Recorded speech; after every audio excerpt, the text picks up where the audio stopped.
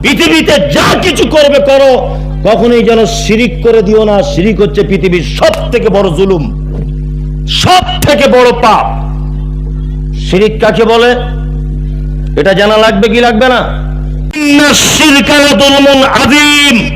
লোকমান হাকিম তার বেটাকে ডেকে বলছে, বেটা, বড় পাপ, সুদ বড় পাপ, ব্যভিচার বড় পাপ, মদ পান বড় পাপ, চগলখড়ি বড় পাপ, এতিমের সম্পদ আত্মসাৎ করা বড় পাপ, পরের মাল আত্মসাৎ করা বড় পাপ, ব্যভিচারে লিপ্ত হওয়া বড় পাপ।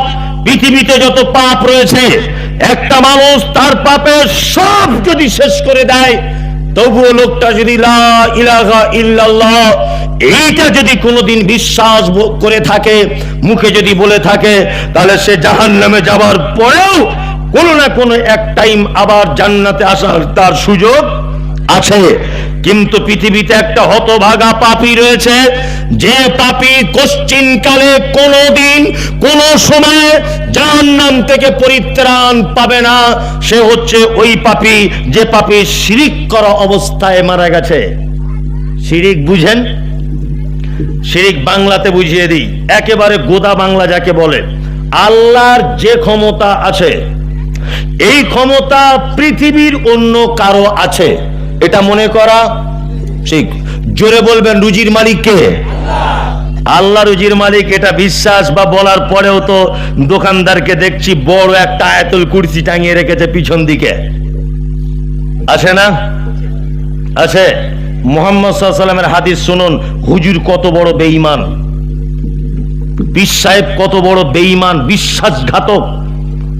আপনাকে একটা ছোট্ট জিনিস বলে দিই, সেটা হচ্ছে এই, আল্লাহ নবী সাল্লাল্লাহু আলাইহি ওয়াসাল্লাম বলেছেন, তোমরা যদি বাড়িতে সিকিউরিটি গার্ড রাখতে না পারো, বাড়িতে টাকা পয়সা অভাবের কারণে যদি চাকর চাকরানি রাখতে যদি না পারো, তোমার সম্পদ পাহারা দেওয়ার লোক যদি তুমি না রাখতে পারো, তাহলে কি তোমার মাল চুরি হয়ে যাবে? আল্লাহ রাসূল সাল্লাল্লাহু আলাইহি ওয়াসাল্লাম বলছেন, রাত্রে যখন তুমি শোবে তখন এইটা পড়বে, আল্লাহু লা ইলাহা ইল্লা হুয়াল হাইয়ুল কাইয়ুম লা তাখুযুহু সিনাতুন ওয়ালা নাওম লাহু মা ফিস সামাওয়াতি ওয়া মা ফিল আরদ মান যাল্লাযী ইয়াশফাউ ইনদাহু ইল্লা বিইজনিহি। এটা কি? আয়াতুল কুরসি। আল্লাহ রাসূল বলছেন, তুমি আয়াতুল কুরসি পড়ো, প্রয়োজনে হাতে ফুঁক দাও, সারা শরীরে বুলিয়ে নাও, সারা রাত তোমার মালের পাহারাদারিত্ব করবেন কে? আল্লাহ। তাই না? এইবার হুজুর আপনাকে কেমন করে ধোকা দিচ্ছে দেখুন। আপনার ভ্যান চুরি হয়ে গেছে রাতের বেলা, আপনি পীর সাহেবের কাছে গিয়ে বলছেন, পীর সাহেব আমার দামি একটা ভ্যান ছিল, গরিব মানুষ, ভ্যানটা চুরি হয়ে গেল। পীর সাহেব তখন বলছে 1250 টাকা লাগবে, লকডাউনের পরে তো তাবিজের দাম বেড়েছে, আগে কম ছিল এখন একটু বেড়েছে, তা 1250 টাকা লাগবে। তারপরে কি করতে হবে? তা পীর সাহেব দেখছি আয়াতুল কুরসিটা বেশ জুত করে সাজিয়ে সাজিয়ে লিখে বলছে, ল্যামিনেশন করে মেন গেটের সামনে রেখে দিবে। চোর আর তো দূরের কথা, চোরের বাপও ঢুকতে পারবে না। হুজুর 3-4 দিকে চিটিংবাজি করেছে। এক নম্বর, হুজুর যদি এটা বলে দিত যে তুমি আয়াতুল কুরসি পড়ে বুকে ফুঁক দাও, তাহলে আল্লাহর নবীর একটা সুন্নত হুজুর মানাতো, তাই তো? হুজুর সুন্নতকে কুরবানি করে দিল। তারপর আল্লাহু লা ইলাহা ইল্লা হুয়াল হাইয়ুল কাইয়ুম, কোরআন প্রতিটা অক্ষরে কটা নেকি পাওয়া যায়? 10টা। তা আয়াতুল কুরসির ভিতরে মিনিমাম 100টা অক্ষর আছে না নেই? মিনিমাম, আমি গুনিনি, 100টা ধরে নেন, তাহলে 10টা করে নেকি হলে 10 গুণ 100 কত?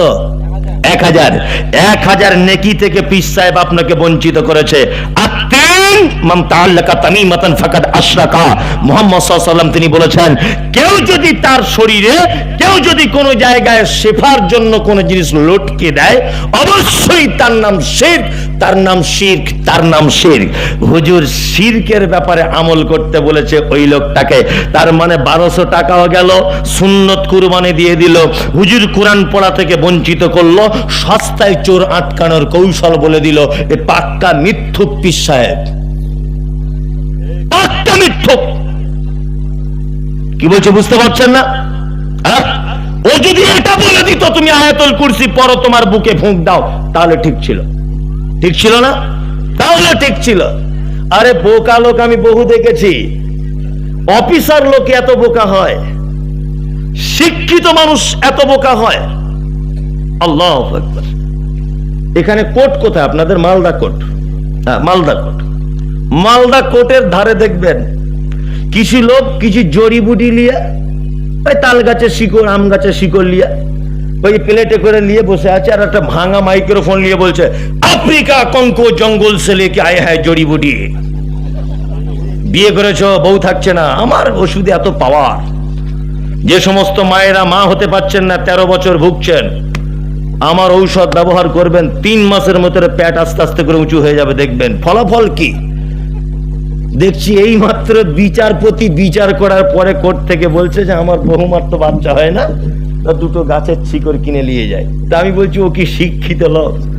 ওর কপালে ঝেঁটা লেগেছে বলে আম গাছের জাম গাছের শিকড় নিয়ে চিটিংবাজি করে ইনকাম করছে। আর এ জজ সাহেব, এ থানার বড় বাবু, এ এসপি, এ কোন ডিপার্টমেন্টে উচ্চ পদস্থ রয়েছে, এ দেখছি ওই শিকড় কিনে বাড়ি নিয়ে আসছে, ওর বইয়ের ছেলে হয় না। আরে ওর গাছে যদি সব বইয়ের ছেলে হয়ে যেত, তাহলে তো ওকে আগে রাজ্য সরকার এসি ঘরে সোনার মানিক করে টাঙিয়ে রাখতো। রাখতো না? রাখতো। পাক্কা চিটিংবাজ। ওই জন্য কাজী নজরুল বলেছেন, ওই পীর ফকিরের কথা যদি সত্য হতো, তারা কেন ফুটপাতে ভিক মেঙে খেত? পীর ফকিরের কথা যদি সত্য হবে, সে কেন ফুটপাতে বসে আছে? আমি আমার জীবনের একটা কাহিনী আপনাকে বলছি। তখন আমি এলেম বাজার মাদ্রাসায় পড়ি, এলেম বাজারে। তা মাদ্রাসায় নতুন, তখন আমি বাপের এক ছেলে, আর খুব বদমাইশ। মানে আমার মা আমার বদমাইশি সহ্য করতে না পেরে আমার বাড়ি থেকে 250 কিলোমিটার দূরে দিয়ে এসেছে, আর বলেছে, তোকে আর জীবনে বাড়ি আনবো না মৌলভী সাহেব না হওয়া পর্যন্ত। মানে বাড়ি আনলে দিনে 20টা করে বিচার আমার বাপের কাছে, তোমার ছেলে এই করেছে, তোমার ছেলে এই করেছে। অথচ আমার মায়ের 4 বেটির পরে আমি একটা বেটা। তা মাদ্রাসায় পড়ি, ছোট থেকে খুব বদমাইশ। তা শিয়ালদা স্টেশনে তখন সেই ইঞ্জিন ছিল, ওই আপনার কয়লার ইঞ্জিনের গাড়ি চলতো সম্ভবত, দিক দিক দিক দিক করে, কয়লা না ডিজেলের, এখন তো ইলেকট্রিক হয়ে গেছে সব। তা ওই গাড়িতে করে শিয়ালদা স্টেশনে পৌঁছেছি। তা দেখছি একটা লোক, ছোট থেকে একটা মনে অনেক কিছু জাগলে কৌতূহলী জাগে না, একটা লোক দেখছি খাঁচার ভিতরে একটা টিয়া পাখি নিয়ে বসে আছে।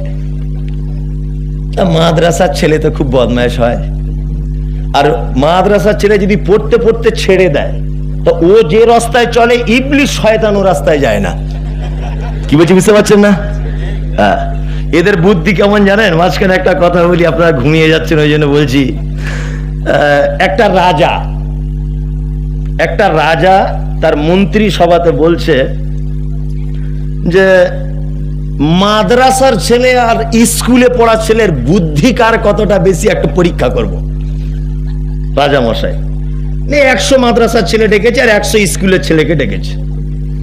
তা রাজা মশাই বলছে একটা স্কুলের ছেলেকে, এই শরীফুল, তুমি বলো তো, 1 পুকুর পানি 1 বালতিতে ভরা যাবে? তো বলছে, রাজা বাবু এটা কি করে সম্ভব? 1 পুকুর পানি 1 বালতিতে কোনোদিন হয়? আচ্ছা আচ্ছা আচ্ছা আচ্ছা আচ্ছা, এই তালবিলি মাদ্রাসা ছেলেরা শোন, তোদের ভিতরে কে আসবি? তা রফিকুল হাত তুলেছে, বলছে, স্যার আমি। এদিকে আচ্ছা বলো তো দেখি, 1 পুকুর পানি 1 বালতিতে ঢোকানো সম্ভব? তা মাদ্রাসা ছেলে তখন বলছে, স্যার এ তো জলের মতো। এইটা কি প্রশ্ন হলো? কি সব আজে বাজে বলছেন আপনি? তো বলছে, কেন এত কঠিন প্রশ্ন তুই এত জলের মতো ভাবলি? স্বাভাবিক ব্যাপার তো, পুকুরের 3 গুণ বড় যদি বালতি হয় এমনি ঢুকে যাবে। বুদ্ধি দেখুন, বলছে পুকুরের থেকে 3 গুণ বড় যদি বালতি হয়ে যায়, এমনি পানি ধরে যাবে, এটা আবার জানার কি আছে? কি বলা বুঝলেন না? এটা হচ্ছে মাদ্রাসায় পড়া ছেলে। তা শিয়ালদা স্টেশনে দাঁড়িয়ে আছি, তা লোকটা দেখছি সবার হাত দেখে দেখে বলে দিচ্ছে কি কোথায় বলছে। তখনকার দিনে 1 টাকা না 2 টাকা করে নিচ্ছে। তা তখন তো হাদিস কোরআন তো বুঝতাম না, প্রথম মাদ্রাসায় ভর্তি হয়েছি। তা আমার ইচ্ছা হলো যে আমি একটু হাতটা দেখাইতে, আমার ব্যাপারে কি বলে। আমি তো মাদ্রাসায় পড়বো না, আমার মা আমায় ছাড়ছে না। তা হাতটা দেখিয়ে যদি বলে যে তুমি মৌলভী সাহেব হতে পারবে না, তাহলে খুব আনন্দের ব্যাপার। তাও হাতটা দেখে বলছে, আচ্ছা তোমার এই দাগটা যে বেঁকে গেছে না এইদিকে, খুব তোমার তো দেখতে পাচ্ছি বিশাল ব্যাপার। কি ব্যাপার? হঠাৎ করে বলছে, তুমি কাউকে ভালোবাসো? বলছে, তখন স্কুলে পড়তাম, মনে মনে লজ্জায় বলতে পারছি না, হ্যাঁ একজনকে বাসি, মনে মনে ভাবছি একজনকে বাসি। তা বলছে, এই যে ডান দিকে চলে যাচ্ছে না এই দাগটা? আমি বলছি, হ্যাঁ। তারপরে বলছে, ও তোমার বাড়ি চলে আসতে পারে। আমি ভাবছি তাহলে তার আর মাদ্রাসায় যাব না, আমার প্রাণের মানুষ যখন আমার বাড়িতে আসছে আর আমি মাদ্রাসায় যাই। বাড়ি চলে এসেছি, খুব আনন্দ হচ্ছে, আসবে। তাই আমি বলছি তাহলে কি করা যাবে? তা বলছে 4 টাকা দাও, একটা তাবিজ দিয়ে দেবো। ও না আসতে চাইলেও জানলা ভেঙে চলে আসবে। আমাকে বলছে না, আমি সত্যি কথা বলতে পয়সা কম, তখন 4-5 টাকা দিয়েছি, একদম বাস্তব কথা, এটা গল্প বানিয়ে বলছি না। নিয়ে ভালো বাড়ি গিয়ে অপেক্ষা করছি, তখন তো ফোন টোনও তো নাই, অপেক্ষা করছি এরা কবে আসবে কবে আসবে, শুধু দিন গুনছি কবে আসবে, শখের মানুষ, আসছে না। তা দিন গুনতে গুনতে যখন আসছে না, তা আমার মা আবার বাড়িতে মারধর শুরু করে দিয়েছে, মাদ্রাসায় চলে যা। আমার আব্বা কিন্তু অশিক্ষিত মানুষ, লেখাপড়া জানে না, আমার মা সই করতে পারে না। কিন্তু আমার আব্বা ছোট থেকে নিয়ত ছিল, শুধু বলতো তোকে আমি বাড়ি বসে থাকবো আর সবাই বলবে হ্যাঁ মমতাজুল ইসলাম বাড়িতে আছে, আর তুই গাড়ি করে বক্তব্য দিতে যাবি, আমি দেখবো। খুব শখ আমার আব্বার। আল্লাহ হয়তো আমার আব্বার দোয়া কবুল করে নিয়েছে, হতে পারে, জানি না। তো যাই হোক, তা আমি মাদ্রাসায় যাব, আবার এসছি। তো ওই লোকটাকে বলছি আবার এসে, চাচা তুমি যে সেদিন আমায় 5 টাকা ঝেড়ে দিলে, সে তো এলো না, অপেক্ষা করে করে আবার হাত দেখে বলছে ব্যাপার একটু উল্টো দিকে। যে কি ব্যাপার? বলছে ও আসতে চাইছিল, তুমি ক টাকা তাবিজ দিয়েছিলাম সেদিন? বলছে 5 টাকার। বলছে আমি 5 টাকার তাবিজ দিয়ে ওকে টানে আনতে চাইছি, ওর মা আবার অন্য কার কাছে 10 টাকার তাবিজ দিয়ে আটকে রেখেছে, দুটো তাবিজে সারা মারামারি লেগে আছে। যার তাবিজের দাম বেশি তার পাওয়ার বেশি, পাক্কা চিটিংবাজ। কি বললাম বুঝলেন না? ওই জন্য কাজী নজরুল এই সমস্ত দৃশ্য দেখে তিনি বলেছেন, ওরা পীর ফকিরের কথা যদি সত্য হতো তারা কেন ফুটপাতে ভিক মেঙ্গে খেত? আপনার বইয়ের ছেলে হয় না, আপনি যাচ্ছেন দরগায়, আর দরগার হুজুরের বইয়ের যখন ছেলে হয় না, প্লেনে করে যাচ্ছে সিঙ্গাপুরে। বুঝেন না? হুজুর সবার বাড়িতে মিলাদ পড়ে পড়ে বেড়ায়, হুজুরের বাড়িতে কোনোদিন মিলাদ হয় না। হুজুর সবার বাড়িতে সবে বরাত করে, নিজের বাড়িতে কোনোদিন করে না, পরের বাড়ি খেয়ে বেড়ায়। কি বললাম বুঝলেন না? আরে 2024 সালে এ বোকালোক থাকে। আল্লাহ বলেছেন অনুনাজ্জিরু মিনাল কোরআনে মা হুয়া শিফা, কোরআন অবতীর্ণ করেছি আমি মোমেনদের আরোগ্যের জন্য। জ্বর হয়েছে, কোরআন তেলাওয়াত করুন, অবশ্যই ভালো হয়ে যাবে। আপনি বিপদে পড়েছেন, কোরআন তেলাওয়াত করুন, কোরআন তেলাওয়াতের দয়াতে বা রহমতে বা বরকতে আল্লাহ আপনাকে সুস্থতা করে দিবে। আপনাকে এই যুক্তি কে দিল যে কোরআন তাবিজ করে গলায় বেঁধে ঘুরতে হবে? হ্যাঁ, আপেল খেলে শরীরে ভিটামিন হয়, কেউ যদি আপেল গলায় বেঁধে ঘোরে হবে? ডাক্তার বলেছে দেশি মাগুর মাছ খাও, তাহলে তোমার শরীরের রক্তের অভাব মিটে যাবে। আপনি যদি দেশি মাগুর মাছ পকেটে নিয়ে ঘোরেন, কাজ হবে? আজ হবে না। আমি আশ্চর্য হয়ে যাচ্ছি, হচ্ছে ওর দাঁতের যন্ত্রণা, পাছায় গাছ বেঁধে বসে আছে। আশ্চর্য ব্যাপার, শিরক। ও দাঁতের যন্ত্রণা হচ্ছে, পাছায় গাছ বেঁধেছে। আশ্চর্য ব্যাপার।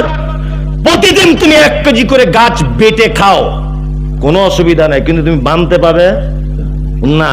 অনেক যুবক ছেলে লাল সুতো পরে ঘুরছে, এ সুতো পেলি কোথায়? বলছে আজমির শরীফের সুতো, কুকুরে পেচ্ছাপ করে সুতোতে। হুগলির জুট মিলে তৈরি হয় সুতো, আর বাইরে রেখে দেওয়া হয়, কুকুরে পেচ্ছাপ করে, ওই মাল কালারিং হয়ে আজমিরে চলে যায়, বরকতে সুতো হয়ে রিটার্ন আসে মালদায়। কি বলছি বুঝতে পারছেন না? হ্যাঁ, ও সুতো তোমার কি ভালো মন্দ করবে? যুবক ছেলে হাতে আংটি পরে ঘুরছে, প্রত্যেক আংটিতে একটা আলাদা আলাদা করে পাথর। ভাই এটা কিসের জন্য? বলছে বউ বাপের বাড়ি গেলে আসতে চায় না। এটা কি? বলছি একটুতেই ঝাঁঝ হয়ে যায়। এইটা? বলছে এটা গোপন ব্যাপার, হুজুর বলা যাবে না। এইটা কি ব্যাপার? বলছে এটা আর বলবেন না, আমার শাশুড়ি সব সময় যেন ওদের বাড়ির দিকে আমায় টান করে রেখে দিয়েছে, এইটা যাতে কেটে যায় এই জন্য এইটা। মানে 5টা আঙুলে 5টা পাথর, তাই না? কলকাতা চিতপুরে গেছেন, বড় মসজিদে, নাখোদা মসজিদে, গেট দিয়ে ঢুকবেন, দেখবেন অজস্র চিটিংবাজ তাবিজ লিখে জেরক্স করে ছাপিয়ে বিক্রি করছে। আর যারা আমাদের লোকালে চিটিংবাজরা আছে, এরা ওই মাল কিনে এনে তাবিজে ভরে মোমবাতি দিয়ে সেটে আপনার কাছে 1500 টাকা ঝেড়ে নিচ্ছে। আর যত অষ্ট ধাতু, নবম ধাতু, পঞ্চম ধাতু, ত্রিফলা ধাতু, যত ধাতু আছে মার্কেটে বিক্রি হয়, সব মাল কলকাতা চিতপুরে বিক্রি হয় 70 টাকা 80 টাকা কেজি। রাস্তাতে বস্তা রাখা আছে, কুকুরে পেচ্ছাপ করছে ওই বস্তায়। যান আপনি দেখে আসুন, বাস্তব বলছি না অবাস্তব।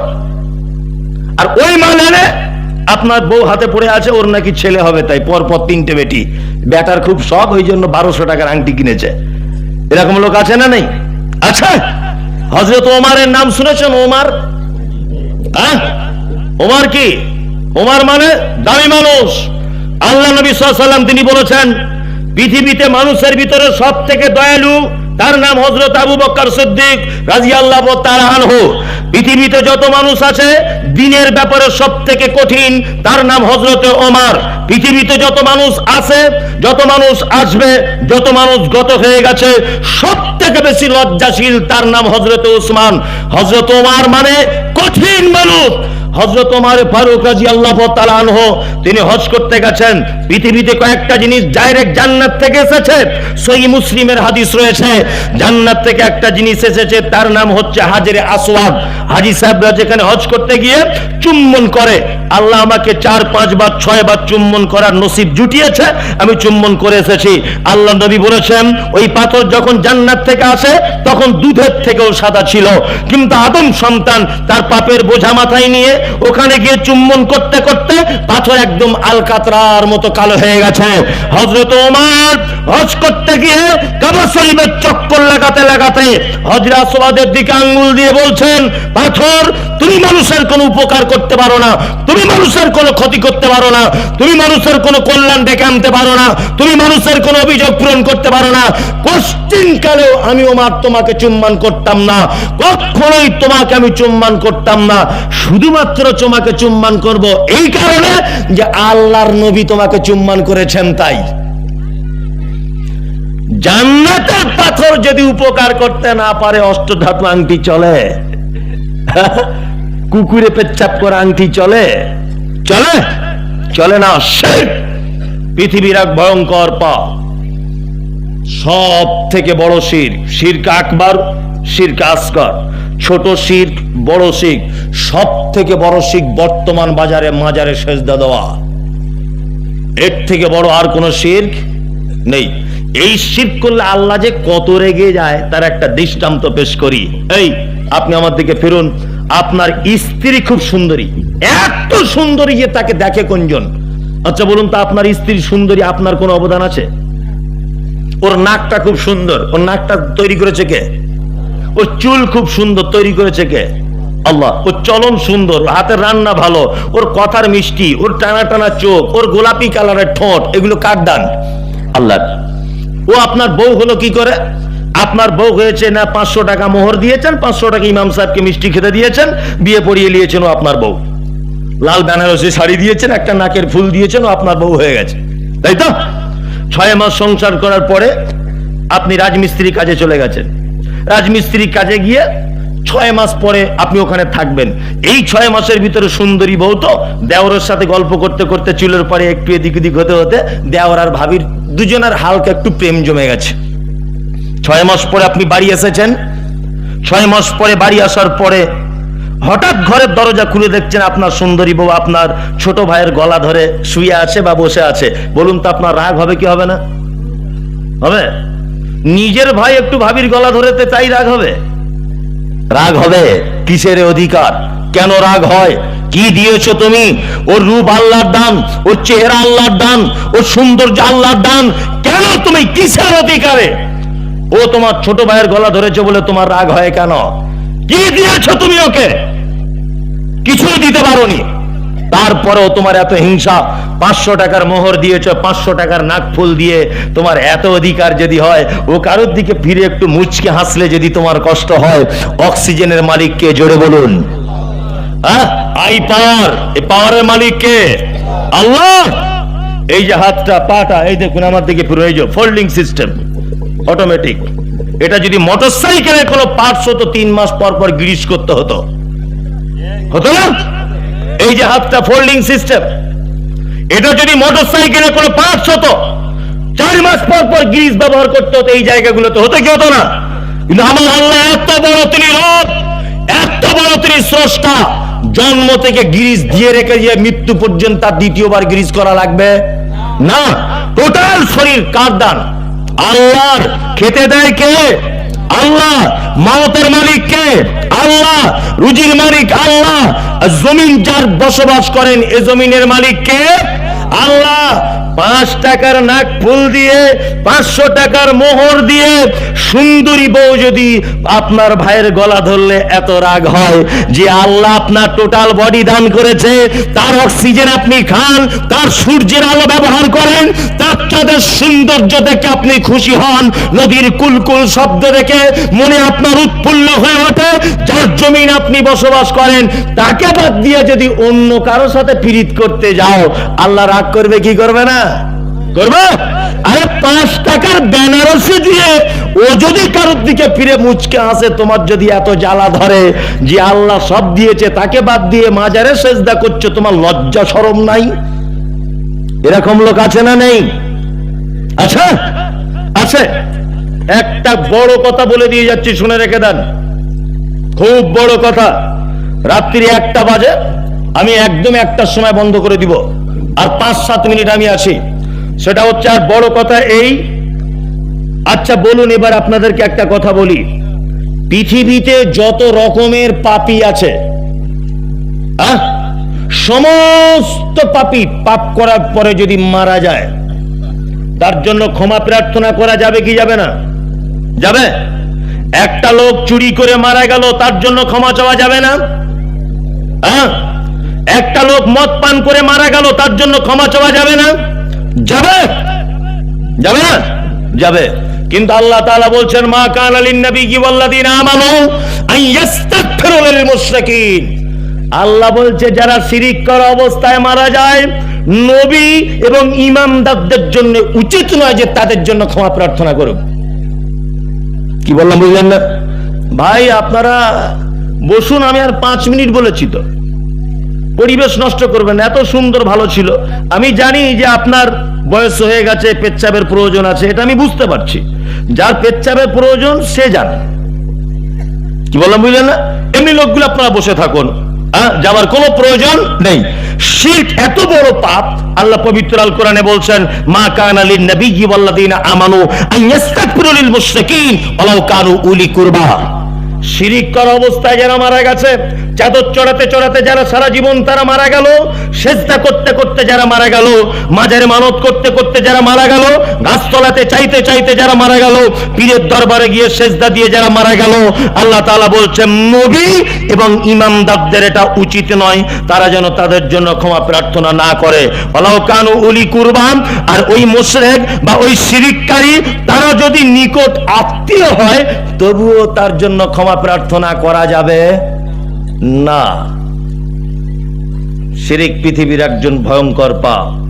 আল্লাহ তুমি আমাদের পাপ থেকে বাঁচা, বলুন আমিন। আমিন। শিরিক করবেন না। লোকমান হাকিম তার বেটাকে তারপরে আর একটা শিক্ষা দিচ্ছেন, এইটা বলে আমি বক্তব্য শেষ করে দিব। অওয়াসাইনাল ইনসানা লিওয়ালিদাইহি হামালাতুহু উম্মুহু ওয়াহানান আলা ওয়াহানিন ওয়া ফিসালুহু ফি আমাইনি আনিশকুরু লি ওয়া লিওয়ালিদাইকা ইলাইয়াল মাসির। বেটা, পৃথিবীতে যত সম্পর্ক আছে, আব্বা মায়ের সাথে অসৎ ব্যবহার করবেন না। এই আপনার আব্বা মায়ের সাথে সৎ ব্যবহার করেন? করেন? করেন। আপনার বয়স তখন 2 বছর, আপনার আব্বার সাথে একটু ওল্ড মালদা মার্কেটে যাচ্ছিলেন সাইকেলে বসে। এই কথাটা শুনে যদি আপনার চোখে যদি পানি না আসে, আর আপনার লোম যদি খাড়া না হয় পিতামাতার এই বিষয়টা শুনে, তাহলে ভেবে নিতে হবে আপনার ঈমান কাজ করছে না। এতক্ষণ যা শুনেছেন আপনি সব যদি ভুলে যান, আমার কোনো আপত্তি নেই।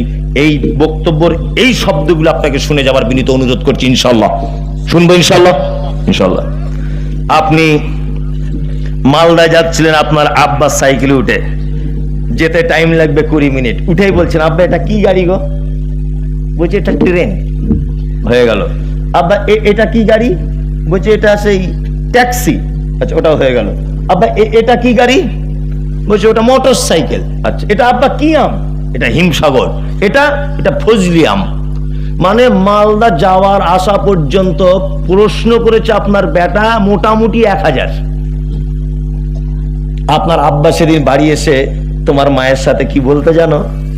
কই গো, আমাদের আব্দুর রহমান একেবারে স্পষ্ট ভাবে কথা বলতে শিখে গেছে। কি চমৎকার করে কথা বলছে, শোনো বেটা এটা কি বলো তো? বলছে আব্বা এটা মুরগি ছানা। দেখছো, মুরগি ছানাটাও জেনে গেছে। আনন্দ করতো স্বামী স্ত্রী দুজন, তাই না? ওই আব্বাটারই বয়স হয়ে গেছে, বয়স তখন 85 বছর, চোখে কম দেখে, কানে কম শোনে। কি বললাম বুঝলেন?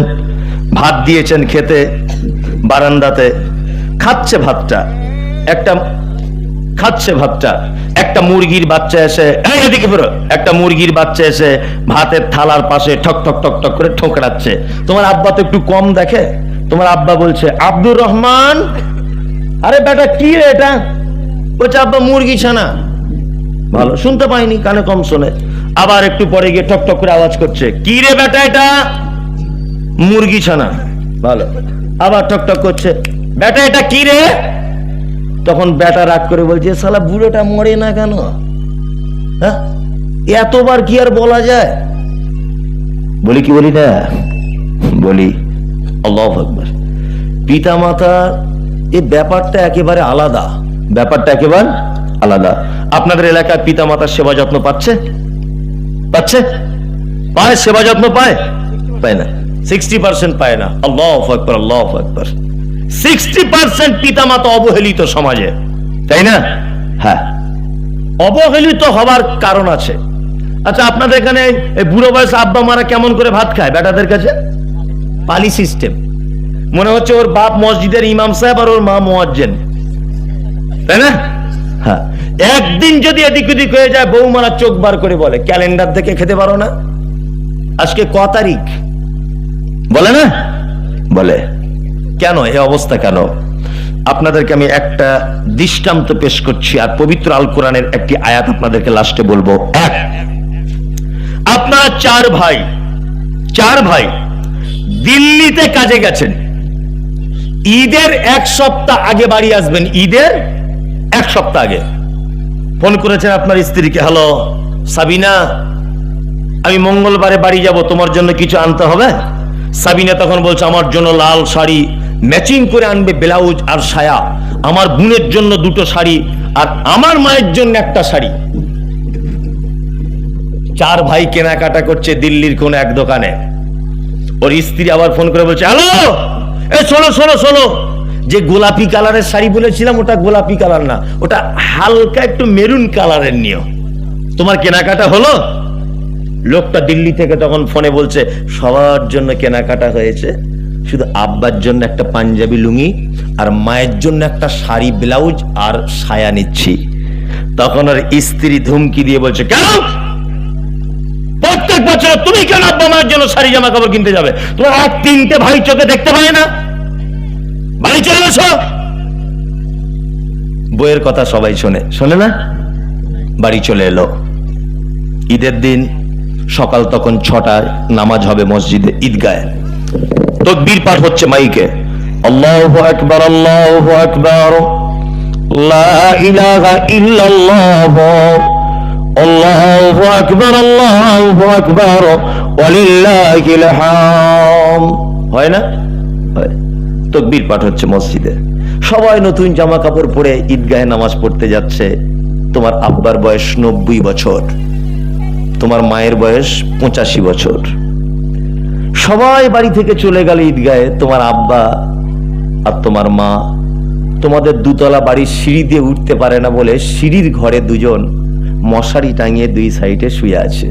তোমার মা পেচ্ছাপ পায়খানা করে শাড়ি নোংরা করে বসে আছে। তোমার আব্বা একই অবস্থা। তোমার মা আস্তে আস্তে করে মশারিটা আগলা করে দিয়ে বলছে, আব্দুল্লাহর আব্বা তুমি ঈদগাহে যাবে না নামাজ পড়তে? তখন আপনার আব্বা বলছিল, যেতে তো ইচ্ছা করে, কিন্তু কে নিয়ে যাবে? যাবার কেউ নেই। তোমার মা মশারি ভিতর থেকে আস্তে আস্তে উঠে বলছে, দেখো বছরে একবার ঈদের নামাজ মিস করে দিও না, যাও যেমন হোক করে যাও। তোমার মা গত বছরে তোমার বড় বোনেদের দেওয়া 2টো শাড়ি তলাতে একটা তোমার আব্বার পাঞ্জাবি ভরে রেখে দিয়েছিল, সেই পাঞ্জাবিটা বার করে দিয়ে বলছে, তুমি একটু লাঠিটা নিয়ে আস্তে আস্তে যাও না। তোমার আব্বা লাঠি নিয়ে আস্তে আস্তে ঈদগাহ পর্যন্ত গেল, নামাজ পড়লো, কাঁপছে থরথর করে। ঈদের নামাজ শেষ, সবাই বাড়িতে ফিরছে। তোমার আব্বাও ফিরছে। তোমার আব্বা আস্তে আস্তে তোমাদের সদর গেট, মেন গেটের সামনে বসে পড়েছে, আর উঠতে পারছে না সিঁড়ি দিয়ে। তোমরা তো ঈদের দিন শালা শালি আত্মীয় স্বজনকে নিয়ে দুপুর 12টা 1টা 2টো পর্যন্ত বিরিয়ানি কুপ্তা পোলাও করে খাচ্ছ 3 তলার উপরে।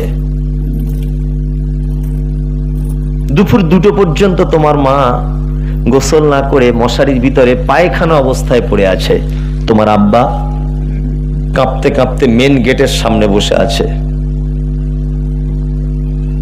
বড় বৌমা দেখতে পেয়ে বলছে তার ছেলেকে, আব্দুল্লাহ 2 পিস রুটি আর 2 পিস গোস্ত তো দাদুকে দিয়ে ফকিরের মতো বসে আছে, তবে মানা করবি, একটা খেতে বলবি, একটা পরে খেতে বলবি, তাছাড়া পাতলা পায়খানা করবে। ওর হুঁশ জ্ঞান খুব কম বুড়োটার। কেন এ সমাজ, কেন এ দুরবস্থা? হ্যাঁ, তোমার আব্বা মায়ের আজকে উপযুক্ত সাজা হচ্ছে, কারণ ওদের দুজনের মতো বড় বদমায়েশ আর বড় খারাপ পৃথিবীতে কেউ নেই। তাদের বদমায়েশির কারণে এই অবস্থা। তাদের থেকে বড় অপরাধ আর অপরাধিনী পৃথিবীর কোন পুরুষ আর নারী নেই। তোমার মায়ের অপরাধগুলো একটা একটা করে বলি। তোমার মা এই গ্রামের পর্দাশীল মহিলা ছিল, জীবনে কোনোদিন কোন পর পুরুষের সামনে মুখ খুলে কথা বলতো না। আমি মমতাজুল ইসলাম রাস্তা দিয়ে আসছিলাম, তোমার মা আমাকে দেখে একেবারে হুঁচট খেয়ে বাড়ির ভিতরে ঢুকে গেল, এত পর্দা করত। তোমার মায়ের পর্দার ব্যাপারে গ্রামে নাম ছিল যে শাহাদাত চাচার বইয়ের মতো পর্দাশীল গ্রামে কেউ নাই।